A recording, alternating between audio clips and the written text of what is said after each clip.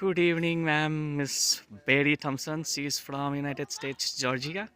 So many countries she has visited and by motorbike, and now she is exploring Northeast. Oh yeah, Yeah, everything but Sikkim of the Northeast. Sikkim and Northeast, and she has to complete other northeastern states like Manipur, Mizoram, Meghalaya, and Arunachal Pradesh.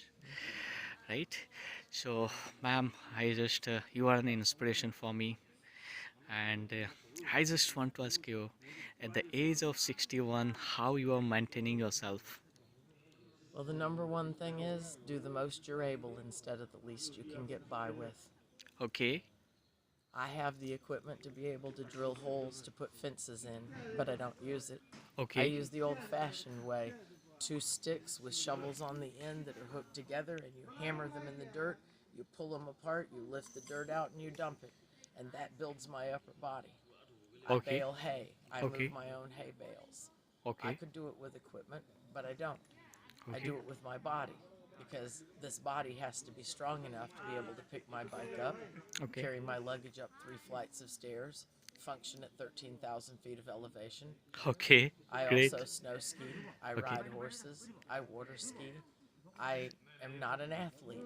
I'm just somebody who wants to be good enough at those activities to be able to fit, do them with my friends. okay, And so I do the most I'm able instead of the least I can get by with in every situation. And that keeps me strong and fit and helps me grow, and I learn more skill sets. When I leave here, I'm going to Half-Long for a week of bamboo class to learn how to build things out of bamboo. When I okay, get back to the United States, I'll be building a greenhouse, okay, fences, walls, doing a lot of other things to okay, try to move my farm forward because I'm doing the most I'm able, not the least I can get by with. okay, fine. What's your diet, ma'am? What I do you eat? I am pretty much a vegetarian. I eat a lot of meat, but in my culture, we have very good soil and we grow very good produce. So we only use salt, pepper, garlic, and oil. And then we just eat the vegetables that are ripe in our garden. So I eat a lot of tomatoes and squash and okra and greens, lots of greens, and turnips. And then we also, of course, have chicken, pork, beef. I eat all of those, Okay, but our but diet is 80% vegetables and 20% meat. 80%. Okay, We mainly eat the vegetables we grow, okay. For and then we protein put intake, you take. eggs Yeah. and meat. Okay. And then I love pork. Okay, you love pork. I love Okay. pork. It's the last meat I could give up on this earth. And so I render a lot of pork fat, and Okay. I use that to cook things Okay. just because I like the taste. But everything in moderation and nothing in excess. Okay. You can't just eat a whole loaf of bread every day and expect to stay fit. But you Okay. can have a slice of bread every day. Yeah. You can't eat pastries every single day and expect to weigh less than 50 kilos. But you can have pastries every few days. So it's just everything in moderation and nothing in excess. Yeah, yeah, yeah. So, like, how do you spend your day and how do you start your day? When I get up in the morning, At what time? I live in a house that's heated by a wood stove, and I don't have air conditioning, and I've never owned a television. Yes, in the United States. Okay. And so I start my day building my fire in my wood stove to heat my house and bring the temperature up. Okay. Then I go out, and there are 19 horses that live on my farm, so I take care of the horses. And then I start in my garden, or I start repairing equipment if it's raining, or I sharpen tools. But there are a million and one things that need to get done, and people ask me, why don't you sit down and just relax? Yeah. But honestly, I don't mind sitting down sharpening tools if I've been on my feet for 8 hours hoeing around the vegetables. I don't mind going and driving the tractor and loading hay into the barn if I've been stacking it for 6 hours on a flatbed. So Right. it's just changing the thing I do.